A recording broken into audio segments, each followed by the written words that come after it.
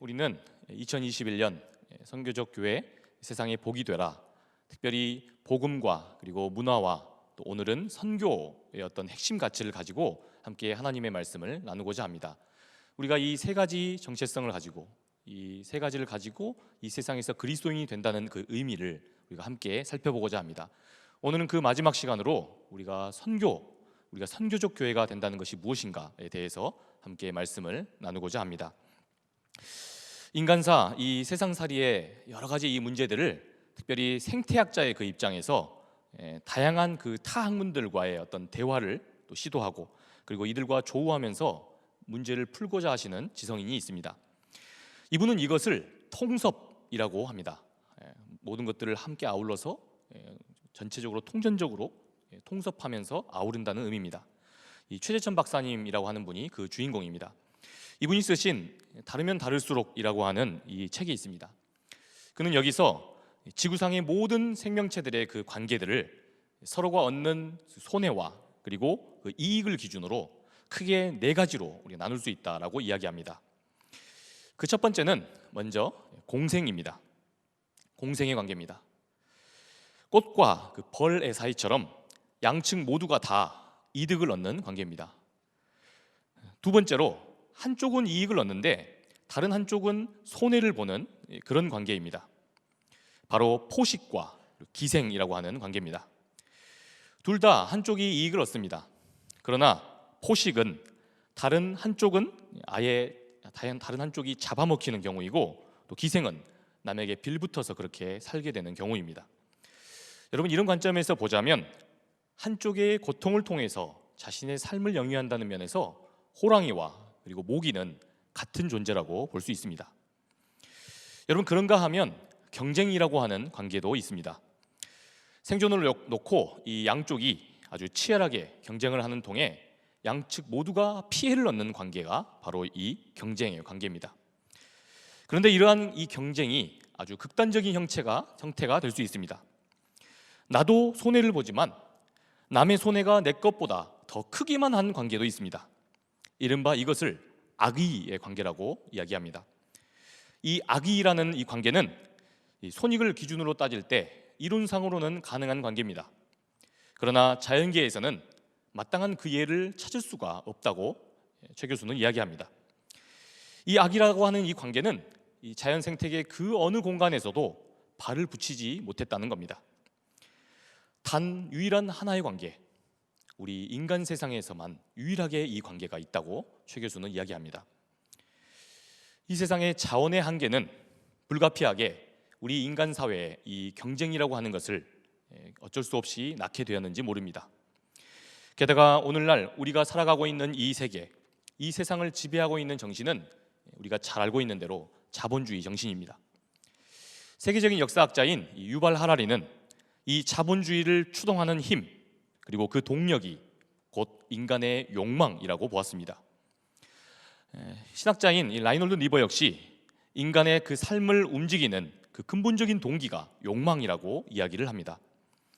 이러한 세상 속에서 인간이 살아가면서 불가피하게 욕망을 가지고 살아간다면 우리에게 있어서 경쟁이라고 하는 것은 어쩌면 불가피한 일인지도 모릅니다. 왜냐하면 다양하고 끝없이 요구되는 이 세상의 그 욕망을 충족하려면 끊임없이 생산성을 늘리고 그런 욕구에 정말 충족할 수 있을 만한 생산품을 만들어내야 하기 때문입니다. 그러니 이런 세계에서는 사람의 그 가치를 평가하는 데 있어서도 그 기준이 곧 그러한 생산하는 능력을 많이 가지고 있느냐 없느냐에 따를 수밖에 없습니다. 그러니 이 시장의 원리에 따라서 생산성이 떨어지는 사람들은 자연스럽게 도태되고 여기서 자연 배제가 되게 됩니다. 그렇기에 우리는 우리 자신의 그 생산적인 어떤 능력을 입증하기 위해서 늘상 안간힘을 써야만 합니다. 청년의 시기가 특별히 아주 고달프고 또 힘겨운 이유가 바로 여기 있습니다. 이 세상이라고 하는 이 무대, 이 세상이라는 무대 위에서 지금껏 내가 갈고 닦은 나 자신의 그 생산성을 아주 유감없이 가장 드러내놓고 보여야 하는 시기가 이때이기 때문입니다. 그런데 이 생산성에 의해서 무언가 인간의 가치, 존재의 가치를 평가받는 세상에서는 이 경쟁해야만 하는 이 현실에서는 이웃을 돌아볼 여유를 가지기가 참으로 힘듭니다.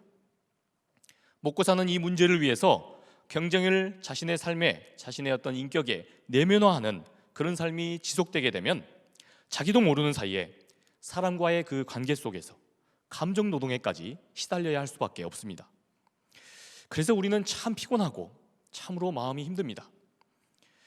이렇게 되면 사람이 따뜻한 교감과 그리고 정서적인 그런 어떤 갈망이 더욱 간절해질 수밖에 없는 겁니다. 게다가 엎친 데 덮친 격으로 지금 우리 세상은 이 코로나가 사실상 물리적인 거리마저도 멀리 떨어뜨려 놓고 말았습니다. 강제로 이렇게 서로가 떨어져서 지낼 수밖에 없게 된 겁니다.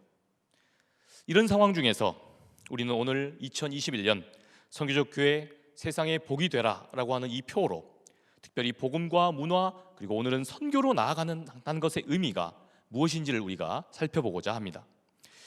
그중에 우리가 이렇게 힘겹고 냉랭한 현실 속에서 우리 대학 청년부가 또 우리 전체 교회가 이 선교적 교회로 나아간다는 그 핵심, 이 가치가 무엇인지를 한번 우리가 말씀을 통해 살펴보고자 합니다.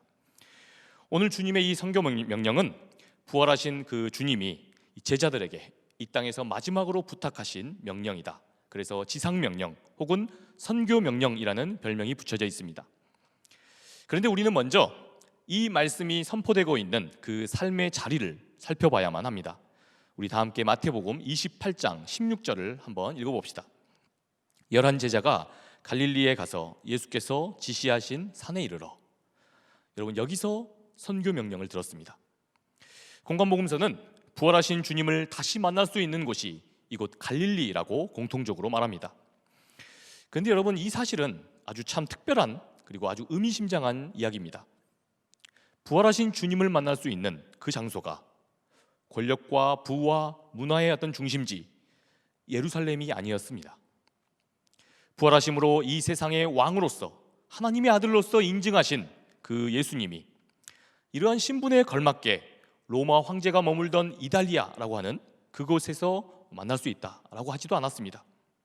오히려 주님을 다시 만나려면 이방의 갈릴리, 소외되고 또 어렵고 힘겹게 살아가는 사람들이 경쟁하며 아등바등 사는 그곳 갈릴리로 가야 한다는 것이 복음서의 증언이었습니다. 여러분, 이곳 갈릴리가 어떤 곳입니까? 먹고 사는 문제를 위해서 경쟁을 피할 수가 없는 곳, 내 생산성을 늘 증명해 보여야 하기 때문에 내가 쓸모있음을 드러내야 하기에 남을 돌아볼 여유조차 없는 바로 그곳, 그 치열한 삶의 각축장이 곧 갈릴리였습니다. 그러니까 이곳 갈릴리에서 제자들은 주님께서 지시하신 한 산, 그곳에서 주님의 지상명령을 들은 겁니다. 그런데 지금 여기서 말하는 갈릴리에서 또 어디 산으로 보내졌다라고 우리가 알 수 있는데, 이것은 지금 어떤 속리산이나 백두산 같은 그런 고유명사를 지칭하는 게 아닙니다. 마태복음의 주요 독자들은 유대인들이었습니다. 유대인들에게 이 산이라고 하는 곳은 하나님의 그 계시와 하나님의 말씀이 드러나는 장소입니다. 위대한 지도자 모세는 이 시내산이라고 하는 산에서 주님의 말씀의 돌판을 받습니다. 또한 우리 예수님께서 하나님 나라의 말씀을 선포하셨을 때 그곳이 산이었다라고 이야기합니다. 그래서 마태복음을 따라 우리는 이것을 산상수훈이다라고 이야기합니다. 그러니까 오늘 말씀에서 이 갈릴리라고 하는 곳이 과연 어떤 곳입니까? 하나님의 복음의 그 뜻이 계시되어서 그곳에서 드러난다는 겁니다. 바로 그곳이 바로 하나님의 말씀이 전해져야 하고 선교가 시작되어야 하는 시작점이라고 하는 것이 오늘 말씀의 핵심인 겁니다. 그러니까 교회가 이 주님의 복음을 붙들고 문화라고 하는 그 코드와 옷을 입고서 우리가 가장 먼저 선교해야 할 그 시작점이 바로 갈릴리라는 것입니다.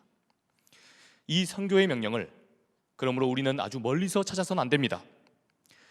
내가 오늘 하루를 살아가면서 만나고 또한 관계 맺는 그러한 구체적인 그 삶의 자리부터가 바로 그곳에서부터가 우리가 선교를 시작해야 하는 자리라는 뜻입니다. 먹고 사는 일로 나처럼 똑같이 경쟁해야만 하는 사람, 그러는 중에 상처를 주기도 하고 또한 상처를 받기도 하면서 그렇게 정말 어려운 삶을 살아가고 있는 바로 그 사람과 고뇌 속에서 늘 수고하고 무거운 짐을 진 채 그렇게 바장이며 살아가는 바로 여기가 선교의 자리이고 이 선교의 시작점이 된다는 겁니다. 바로 이곳에서 우리 주님께서 우리에게 어떤 명령을 내리셨는가? 오늘 말씀 18절, 19절을 한번 먼저 읽어보겠습니다. 예수께서 나와 말씀하여 이르시되 하늘과 땅의 모든 권세를 내게 주셨으니 그러므로 너희는 가서 모든 민족을 제자로 삼아 아버지와 아들과 성령의 이름으로 세례를 베풀고. 아멘. 지금 18절에서 주님은 하늘과 그리고 땅의 모든 권세를 먼저 우리에게 주셨다 말씀합니다. 그러니까 주님께서는 이 선교의 부담스러운 명령을 우리에게 주시면서 아무것도 안 주시며 아무런 능력도 아무런 물질도 없이 그렇게 선교하라고 하시지 않는다는 겁니다. 항상 선교에 필요한 것들을 채워주시며 우리에게 함께 역사하실 것이니 너희는 먼저 가서 모든 민족을 제자로 삼아 아버지와 아들과 성령의 이름으로 세례를 베풀라 말씀합니다. 지금 이 명령을 보면 세 가지 명령으로 이렇게 이루어져 있는 것처럼 보입니다. 먼저 선교 명령은 가는 것입니다. 그리고 두 번째로 세례를 베푸는 겁니다. 그리고 두 번째로 제자를 삼는 겁니다. 그리고 세 번째로 세례를 베풀어야 한다는 겁니다. 그런데 우리는 이 선교의 명령을 자칫 우리들의 입장에서 읽어버릴 수가 있습니다. 우리들의 입장에서 이 선교의 명령을 생각하기 십상입니다. 그런데 주님의 이 명령은 결코 전하는 사람에게 초점이 맞춰져 있는 명령이 아닙니다. 비대면의 그런 현실 속에서 가뜩이나 경쟁하는 세상 속에서 너무나도 지치고 힘겹게 살아간 사람, 그래서 따뜻한 시선과 그리고 따뜻한 격려가 너무나도 그리운 바로 그 사람. 사람들은 단 한순간만이라도 이런 세상에서 내가 사람을 경쟁해야 할 대상이 아니라 따뜻한 커피를 한 잔 마시고 따뜻한 차를 한 잔 마시며 그렇게 사람 냄새 나는 삶을 그리워하는 바로 그 사람들, 주님의 그 형상을 잃어버린 채 주님을 멀리 떠나서 그렇게 힘겹게 살아가는 사람들을 이들을 향한 말씀이라는 것입니다. 여지껏 단 한 번도, 인생에서 단 한 차례도 그 삶에 예수가 깃들릴 여력이 없어서 각박하고 냉혹한 그 갈릴리적 삶에서 지치고 힘없이 주저앉은 사람들, 이들 입장에서 이 말씀을 읽어야 한다는 뜻입니다. 우리 좀 더 구체적으로 이 세 가지 주님의 명령을 한번 살펴보고 확인해 보겠습니다. 가야 합니다. 그리고 이들을 향해 제자 삼아야 합니다. 그리고 또한 세례를 받도록 만들어야 합니다. 여러분, 이 세 가지를 각각 다른 명령처럼 우리가 읽을 수 있지만 자세히 살펴보면 그렇지가 않습니다. 이 복음을 전달받은 그 사람 입장에서 생각해 보자면 이 명령은 하나의 명령입니다. 먼저는 가고, 그 다음에 제자 삼고, 그리고 마침내 세례를 줘야 합니다. 그런데 이걸 결론부터 거꾸로 읽으면 이렇게 됩니다. 왜 우리가 가고 제자를 삼아야 하는지가 분명해지는 겁니다. 세례를 받게 하려고 제자 삼고, 제자 삼기 위해 가는 겁니다. 여러분, 그렇다면 그 결론인 세례를 받는 사건이 의미하는 바가 무엇입니까? 여러분, 세례를 우리가 말 그대로 물을 이렇게 뒤집어 쓰고 그렇게 서약을 하는 것으로 우리가 상상하기 쉽습니다. 그러나 그 세례받는 의미를 생각해 보면 이것이 무슨 의미인지 알 수 있습니다. 각박한 그 세상 속에 먹고 살기 위해 어쩔 수 없이 상처받고 상처를 주는 것이 이 세상의 당연한 이치라고 생각하고 살았습니다. 이게 경쟁에서 이겨야 사는 인간 세상의 당연한 순리라고 그렇게 믿고 살아왔습니다. 이것이 갈릴리를 살아가는 사람들의 당연한 삶의 전부라고 믿고 있었습니다. 이것이 당연한 세상 질서라고 믿은 겁니다. 그런데 이것이 세상의 질서의 전부가 아니고 그것이 다라고 믿고 사는 게 아니라 하나님의 통치가 이루어지는, 그래서 그런 하나님의 통치를 기대하며 사는 인생으로 이제 그렇게 살겠노라고 다짐하는 사건이 곧 세례입니다. 그렇게 완전히 다른 세계관으로 새롭게 태어나는 사건이 곧 세례인 것입니다. 하나님의 통치가 이루어지기 전에는 그저 사람을 생산 수단으로 바라보고 나의 그 유익과 나의 행복을 위해서만 존재한다고 생각했는데 이제는 있는 모습 그대로 보며 사는 것, 바로 그렇게 살기로 결단하는 시간이 세례를 받는 사건인 겁니다. 이것이 바로 예수 그리스도를 주님으로 모신 교회가 선교적이 되는 길입니다. 선교의 명령은 바로 이것을 위해서 제자를 삼으라는 명령입니다. 여러분, 그런데 언제 스승과 그리고 제자됨의 어떤 관계가 형성이 됩니까? 그것은 기꺼이 제자로 서 있는 사람이, 제자 되려는 사람이 그 사람에게서 배우고자 하는 그런 상황이 생길 때 이 스승과 제자의 관계가 형성됩니다. 그 사람의 삶의 자세를 보고, 그의 삶의 문의를 보고, 나도 저 사람의 삶의 태도와 그 자세를 정말 닮고 싶고 배우고 싶다. 나도 저 사람처럼 삶의 문제가 생겼을 때 저렇게 의연하게 대하고 싶다. 이 냉혹한 현실 속에서 문제가 닥친다 할지라도 결단코 자기를 잃어버리지 않고 자기 안에 하나님의 형상이 있음을 믿고 그렇게 당당하게 사는 저 사람의 그 기계를 나도 배우고 싶다라고 하는 이 제자 되고자 하는 열망이 생겼을 때, 그때 제자가 그리고 스승이 생겨난다는 것입니다. 사랑하는 여러분, 여러분들에게는 이러한 삶, 이러한 관계가 있으십니까? 가장 먼저 말씀 앞에서 제 자신을 한번 세워보았습니다.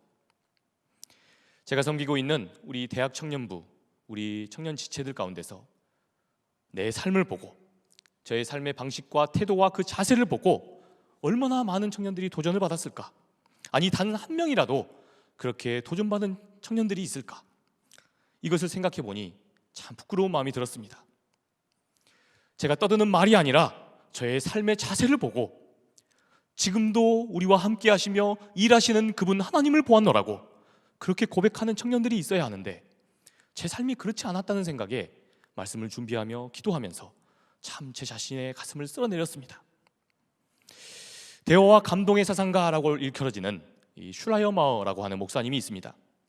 이 슐라이어마우어 목사는 신앙의 전달이란 곧 그에게서 배우고자 할 때 생겨난다라고 했습니다. 우리가 신앙생활을 하는 이 삶이 전달되는 것 역시 이처럼 저 사람에게서 배우고 싶다라는 생각이 들었을 때 생겨난다는 겁니다. 우리 한국 교회는 그동안 이 점을 놓쳤습니다. 선교를 무슨 제국주의적인 관념을 억지로 세뇌시키는 것처럼 그렇게 생각하고 말았습니다. 그래서 예수에 대한 경배는 그렇게 열심히 하도록 가르쳤는데 정작 예수적 삶을 살아내는 것, 이것을 진지하게 고민토록 하지 않았습니다. 지금 온 국민을 슬픔과 우울감에 빠지게 한 사건, 여러분, 이 정인이 사건을 아실 겁니다. 이 정인이 사건이 바로 그것을 잘 보여줍니다.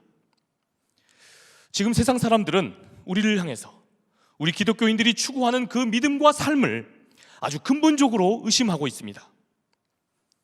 교회가 선교하면서 전달하고자 하는 것이 진짜 사랑이 맞는지를 묻고 있는 것입니다. 이러한 문제의 그 책임이 1차적으로는 저와 같은 이 목회자들에게 있다는 생각에 참으로 마음이 무겁고, 그리고 여러분 앞에도 참 죄스러운 마음이 있습니다. 개인적으로 저는 이곳 상당교회에 와서 이 성경은 물론이거니와 책을 좋아하시는 목사님과 그리고 우리 전도사님들을 만나서 참 좋습니다. 여러분, 그런데 우리가 책을 읽다 보면요, 좋은 책은 그 어느 부분을 펴보아도 좋습니다. 그 내용이 참 좋습니다. 어느 장, 그 어느 페이지를 펴도 그 내용에 감동이 있고 그리고 거기에 삶의 도전이 있습니다. 여러분, 신앙인도 똑같습니다. 훌륭한 신앙인은 그 삶의 어느 페이지를 펴보아도, 그 어느 페이지를 들여다보아도 그 삶이 단단하고 그 삶이 참 신실하며 그리고 따뜻합니다.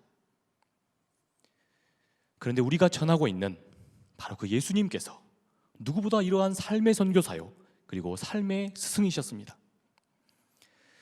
예수님은 제자들을 친히 찾아가셨습니다.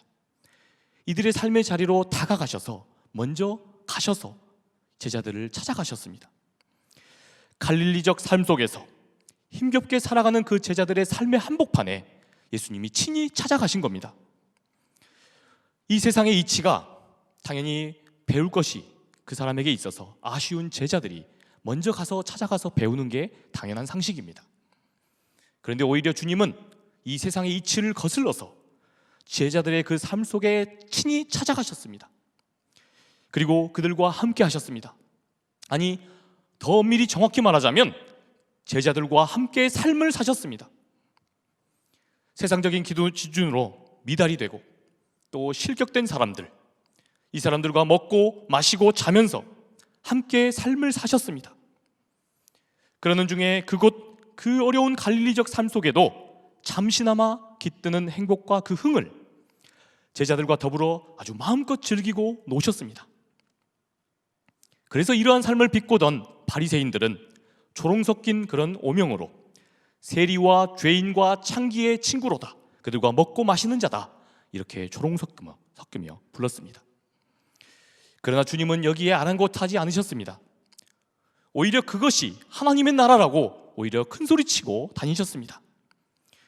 주님의 그 하나님 나라를 삶으로 전하시는 이러한 파격적인 그 행보는 여기서 결코 끝나지 않았습니다. 예수님은 스승이랍시고 권위를 부리시지도 않으셨습니다. 그렇다고 하나님의 아들이랍시고 제자들을 종처럼 부릴 생각은 더더구나 없으셨습니다. 오히려 너희는 나의 친구다. 친구가 아닌 종은 그 주인의 삶과 그 주인의 세계관을 함께 공유할 수 없느니라. 그러니 너희는 앞으로 나를 친구라 하여라. 여러분, 그뿐만이 아닙니다.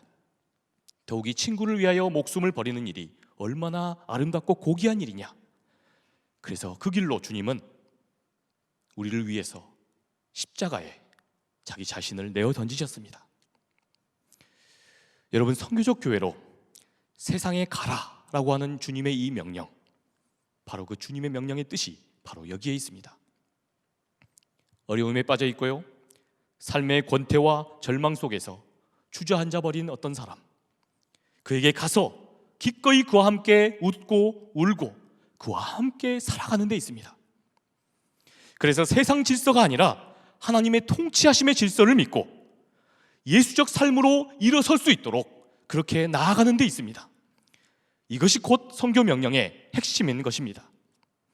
그래서 우리 주님은 20절에 이제 이렇게 말씀하십니다. 내가 너희에게 분부한 모든 것을 가르쳐 지키게 하라. 볼지어다 내가 세상 끝날까지 너희와 항상 함께 있으리라 하시니라. 아멘. 내가 살아내고 있는 이러한 예수적 삶을 보고 그리고 배운 그 사람이 이제는 또 다른 누군가에게 그것을 가르치고 그것을 또 삶에서 지키며 살도록 하는 데 있다는 겁니다. 여러분, 그런데 여기서 가르치다라고 하는 이 단어 합성어입니다. 가르다와 그리고 치다라고 하는 단어가 섞여 있습니다. 지치고 곤고한 이 갈릴리 한복판에서 살다 보면 문득 우리는 이런 생각이 들게 됩니다. 이 세상 정말 편법과 꼼수가 없이는 세상살이가 쉽지 않다. 그런데 이런 세상 속에서 모두가 이렇게 믿고 이렇게 행동하는데 나 한 사람 정직하고 바르게 살아봤자 뭐하느냐. 그렇게 하면서 이 치열한 곳에서 살아남을 수 있겠는가. 여러분, 그러나 예수적 삶을 기준 삼아 그것의 옳고 그름을 먼저는 가르는 사람이 되게 하라는 겁니다. 그리고 그것을 판단한 대로 그렇게 행하는 사람으로 나아가기를 바라시는 겁니다. 세상가치 기준이 아니라 사랑과 공의로 통치하시는 그 하나님 나라의 기준으로 옳고 그름을 분별하고 그대로 살아갈 수 있도록 하는 바로 거기에 뜻이 있으신 겁니다. 여러분, 이것을 위해서 새해부터 우리 목사님이야 우리 모든 교육자들은 건강한 예수적 삶을 위해서 결국은 본질로 돌아갈 수밖에 없다. 그래서 우리 담임 목사님께서도 이 처음 시작부터 성경의 마스터를 하시지 않으셨겠습니까? 여러분, 그래서 말씀으로 복음적인 것과 그리고 그렇지 않은 것, 이것을 바르게 가르고 분별하는 일, 이것보다 이 청춘의 신앙의 시기에 이것보다 더 중요한 신앙의 과업이 없다, 그렇게 판단했습니다. 여러분, 우리 대학 청년부가 제가 그동안 한 2년 정도 사역을 했습니다. 그런데 대부분 모든 방면에서 정말 우리 청년부가 참 훌륭합니다. 삶의 자세와 그리고 태도, 또한 성품과 그리고 마음의 그 씀씀이들이 참 아름답고 또 고귀한 청년들을 많이 만났습니다. 그런데 한 가지 아쉬운 게 있다면 그것은 바로 그 예수적 삶이 과연 무엇인지, 이것을 가르고 분별하는 그 능력을 키우는 일에는 너무나 소극적이십니다. 아니, 죄송한 말씀이지만 조금 더 과격하게 말하자면 너무 무관심합니다. 한번 양육 받은 사람이 계속해서 또다시 양육을 받는 모습을 자주 봅니다. 여러분, 예수적 삶에 대해 배우는 일에 무관심하는데, 그래서 나조차 예수적으로 살아갈 그 삶을, 그래서 오늘이 설레고 또 내일이 기대되고, 그렇지 않은데 우리가 어떻게 선교적 삶을 살아가겠습니까? 여러분, 너무 많이 신청을 해서 우리 교역자들이 정말 누구를 빼야 될지를 고민할 정도, 여러분 그 정도로 격하게 신청하십시오. 여러분 지금 웃으시고 계시는데 그렇게 신청하십시오. 여러분, 그런 일들로 우리가 고민한다면 이런 고민은 밤새 해도 너무 행복할 것 같습니다.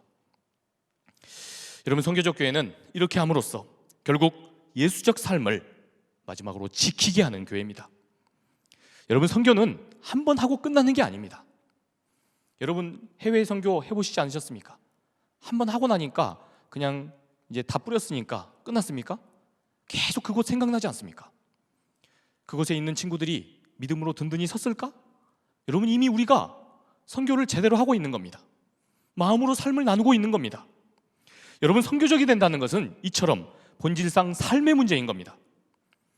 우리가 선교할 그 대상, 이들과 함께 예수적 삶을 함께 살아가는 데 있습니다. 계속해서 주님의 삶과 태도를 그렇게 지키게 하는 교회가 곧 선교적 교회입니다. 세상은 치열한 경쟁이 불가피합니다. 그러한 갈릴리 한복판에서 이처럼 예수적 삶을 함께 하고자 연대하며 계속해서 그 예수적 삶을 함께 살아가는 것, 이것이 바로 선교적 교회의 목표이자 또한 우리 믿는 자들의 숙명인 것입니다.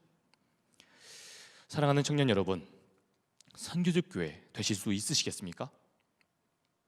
혹시나 이것이 마음으로 버겁게 느껴지십니까?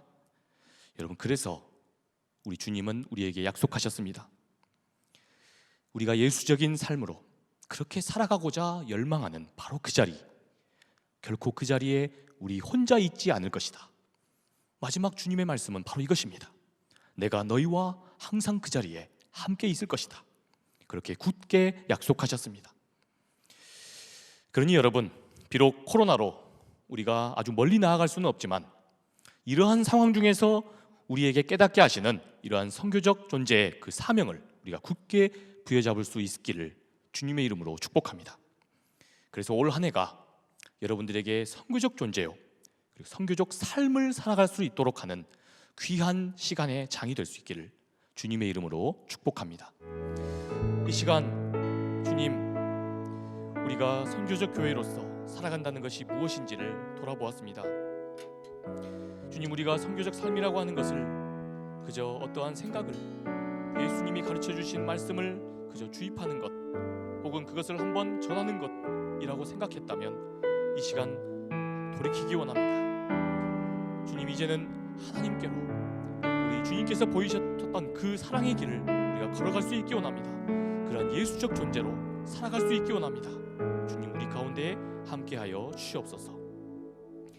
이제는 우리 구주 예수 그리스도의 은혜와 하나님 아버지의 크고 극진하신 사랑하심과 성령님의 감화와 감동 교통하심의 역사가 이 자리에서 선교적 삶을 온전히 살아가기를 소망하며 그렇게 예수님의 제자로 살아가기를 온전히 다짐하는 예배하는 모든 우리 상당 대학 청년부, 우리 모두의 머리 위에, 또한 이 시대를 살아가는 정말 힘겹게 살아가는 모든 우리 대한민국과 모든 세계의 청춘들 머리 위에 지금부터 영원토록 함께 하옵시기를 간절히 축원하옵나이다. 아멘.